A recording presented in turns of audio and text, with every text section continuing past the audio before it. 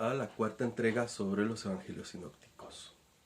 Ya hemos hablado sobre las cuestiones etimológicas, la comprensión de la palabra evangelio dentro del contexto de la Sagrada Escritura. También hemos dicho algunas palabras sobre la evolución entre el evangelio de Jesús y los evangelios y el evangelio que predicaba la comunidad primitiva. Y luego la evolución para la construcción y constitución de los textos evangélicos que han llegado hasta nosotros. Esto es en lo que hemos dedicado a lo que hemos dedicado las tres primeras unidades. Esta cuarta unidad comienza un ciclo dedicado específicamente a cada uno de los tres evangelios sinópticos y el libro de Hechos de los Apóstoles. El primero de entre ellos, el primero que vamos a estudiar, es el Evangelio de San Marcos.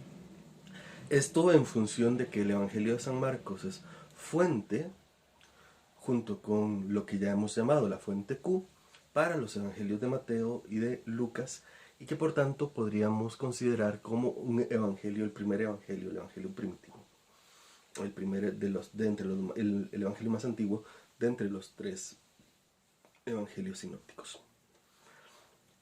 Vamos a decir algunos apartados generales sobre el Evangelio de San Mateo y luego nos vamos a referir a algún tema importante que está dentro de este Evangelio y que nos podría ayudar a comprender el mismo. Vamos a decir alguna palabra sobre el autor, luego el tiempo y lugar en el que se construyó el Evangelio y luego los destinatarios del mismo. En primer lugar, el Evangelio por la crítica interna. Hay que ver, con respecto a lo que se puede decir de los Evangelios, hay dos fuentes fundamentales en las cuales nos apoyamos para decir. Lo primero es la crítica interna, es decir, lo que en el texto se afirma o se dice, o cómo habla el autor, o de lo que habla el autor, ¿verdad? Si habla en griego, si es un griego más cuidado o menos cuidado, las referencias que se hacen sobre algunos temas, la forma en la que se refiere a esos temas, etcétera, etcétera. Luego, también podríamos señalar cuestiones como, por ejemplo, eso con respecto a la crítica interna. Luego, la crítica externa, las cuestiones externas al texto, se refiere a fuentes en las que se habla sobre el texto y que refieren temas importantes. Por ejemplo, Papías, que es uno de los señores de los que más hablaremos, dice tal o cual cosa. El texto se ha encontrado en tal o cual papiro. Las variantes, etcétera, etcétera. Estas son cuestiones externas al texto mismo y que nos dicen que aportan información sobre el texto. Bien, en primer lugar, digamos algo sobre el autor. El autor no se nombra, como en el resto de los evangelios sinópticos, el autor es anónimo, ¿verdad?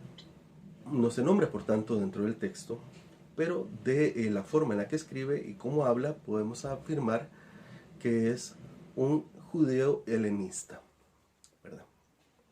Algunos han querido afirmar que el autor se autoincluye dentro del texto, con la anécdota aquella del joven que sale cubierto con solo una sábana y sale corriendo del huerto de los olivos, pero esto no se puede afirmar. Lo que sí se suele afirmar con respecto a las fuentes externas es que el texto está escrito por Marco, y Marco es un tal Juan Marcos, ¿verdad?, que es pariente de Bernabé, que acompañó el periplo misionero de Bernabé y Pablo durante algún tiempo y que además se suele mencionar como intérprete de San Pedro, intérprete secretario de San Pedro. Y por tanto, aquí nosotros normalmente decimos que este evangelio está íntimamente conectado a la tradición petrina, a la tradición de San Pedro, y que recoge mucho de lo que San Pedro predicaba. Más de eso no podemos decir. Podemos afirmar una cosa más, que por la singularidad del nombre Marcos, y que no representaba a algún personaje principal dentro de la antigua comunidad, es muy probable que, y es de consenso extendido entre todos los biblistas, que efectivamente el texto lo haya escrito San Marcos, que por tanto él sea el autor del Evangelio de San Marcos. Bien, digamos una segunda cosa, el tiempo y lugar de la obra. La obra parece estar ambientada en medio, bueno, algunos dicen que recoge las enseñanzas de Pedro y por tanto debe estar inscrita en el periodo de la vida de San Pedro, o sea que no puede correrse más del 50, ¿verdad? Pero esto es mucho decir.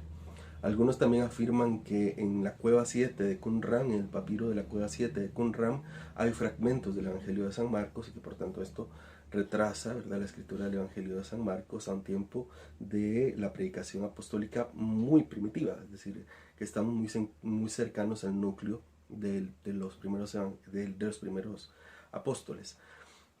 Pero lo que sí sabemos es que el Evangelio se refiere mucho a las persecuciones y al destino de los cristianos perseguidos. Por eso habla, por ejemplo, de la muerte del Bautista como un anuncio de lo que sucederá a Cristo. Luego habla mucho del tema de las persecuciones, pero parece no poderse referir de manera explícita a la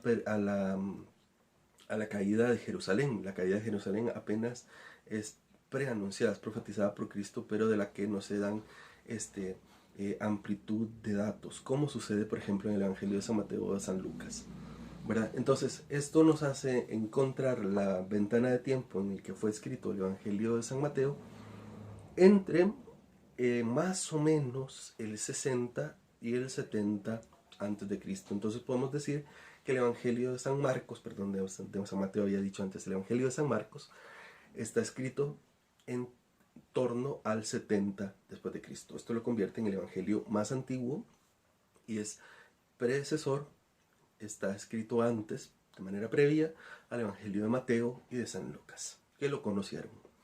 Estos autores conocen, o los redactores del evangelio de San Marcos, conocen el evangelio de San Marcos. Lo segundo es que por su lenguaje parece ser un evangelio escrito para gente que vive en un ambiente helenista, pero de jurisdicción romana. Es decir, podríamos, que tiene cierto contacto o hay una fluidez de población judía.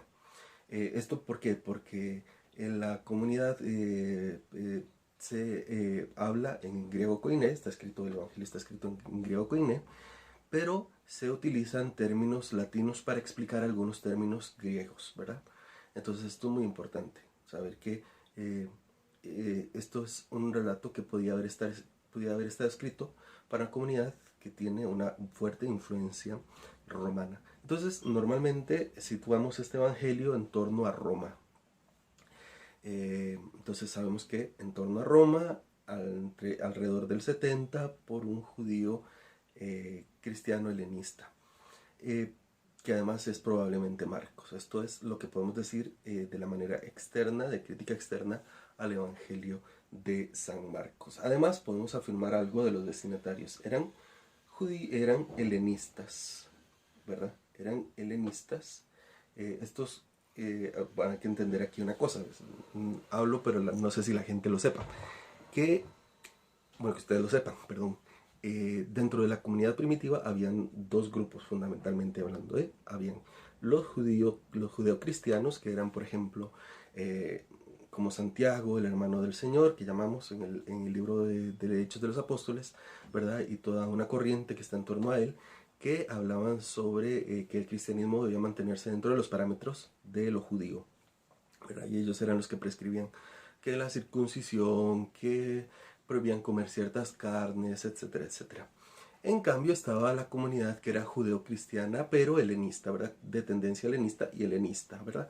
Tenemos, por ejemplo, a San Esteban, que era judeocristiano helenista, o San Pablo, que era helenista directamente. O sea que preveían una apertura hacia las comunidades no judías. Es lo que llamamos los paganos que se entran al cristianismo. Bien, parece que el Evangelio de San Marcos está escrito para esta comunidad, que es una comunidad que es con un gran sustrato helenista, y por tanto a ellos hay que explicarles algunas costumbres y algunos dichos judíos.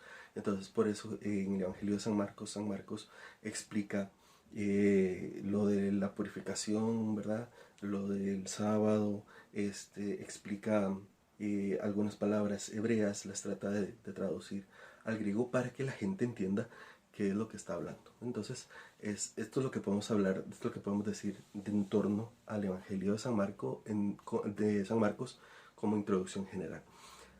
Digamos una breve cuestión sobre la estructura misma del texto. El texto, además de una breve introducción que dura nada más un versículo a lo sumo, que es el prólogo más corto de todos los evangelios, el evangelio, este es el inicio del evangelio de Cristo, de Jesús, el Cristo, el Hijo de Dios, ¿verdad?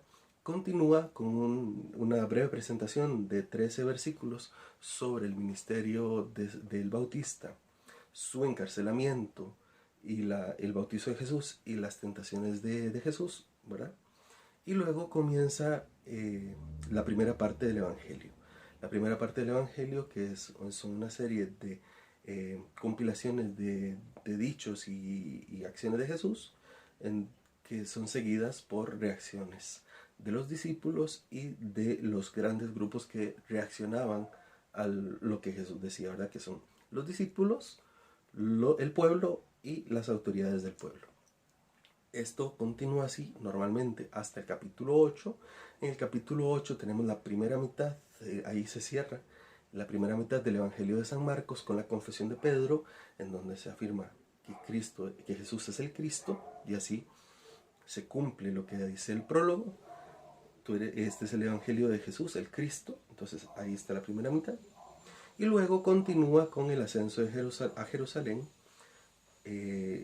y toda la obra de Jerusalén en torno a de Jesús a Jerusalén, en torno a su ascensión a Jerusalén, hasta llegar a la parte de la pasión, muerte y resurrección de Jesús, donde se cumple la segunda mitad del Evangelio de San Marcos, cuando el centurión dice: este en verdad es el Hijo de Dios. Y así se cierra el ciclo de el inicio del Evangelio de Cristo, capítulo 8, el Hijo de Dios, capítulo el relato de la pasión de Jesús. Ahora, hay que decir otra curiosidad del Evangelio de San Marcos. El Evangelio de San Marcos cuenta con dos finales. El primer final es el del capítulo 16, versículo 8, cuando las mujeres salen corriendo del sepulcro y no le dicen nada a nadie. Y el final canónico, que es el que tenemos actualmente dentro de la Biblia. Ahora hay que decir nada más que este resumen, compilación, que está a partir del versículo 8 del capítulo 16 en el Evangelio de San Marcos, es el canónico, porque antes de o en torno a existían otros dos, que era uno más chiquitito y uno más amplio, ¿verdad? Que eran los finales del Evangelio de San Marcos. ¿Qué más podemos decir? Bueno, el último tema que trataremos sobre San Marcos hoy es el secreto mesiánico, que es una cosa muy interesante de ver, porque Jesús realiza su ministerio y va ahí predicando y anunciando el reino, y cuando hace una curación, o por ejemplo cuando Pedro lo reconoce como Mesías, o cuando bajan de la transfiguración, Jesús manda a sus discípulos o a la gente que ha sido curada que no le digan nada a nadie.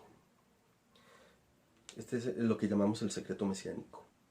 El secreto mesiánico se refiere a que la acción de estas acciones evidencian que Jesús es el Mesías, pero se debe guardar silencio en torno a estas acciones de Jesús. Lo que pasa es que la gente no respeta el secreto mesiánico y anda diciéndoselo a todo el mundo, ¿verdad? El ciego anda corriendo diciéndole a todo el mundo que ha sido curado por Jesús, etcétera, etcétera, y así muchos ejemplos. Y en cambio, cuando en el Evangelio de San Marcos, en el 16:8, las mujeres reciben el mandato de ir y decirle a los discípulos que Jesús ha resucitado, en el mismo Evangelio se afirma que las mujeres no dijeron nada a nadie porque estaban muy asustadas. Entonces, es este juego que utiliza San Marcos para hablar sobre el secreto mesiánico, del cual hablaremos, o del cual hemos hablado en la sesión del día de hoy. Muchísimas gracias por este tiempo que que nos ha dedicado a esta reflexión en torno al Evangelio de San Marcos. Espero que les sirva para adentrarse en este Evangelio y nos vemos la próxima semana con el Evangelio de San Mateo. Que Dios les bendiga y les guarde. Un gusto siempre platicar con ustedes. Hasta luego.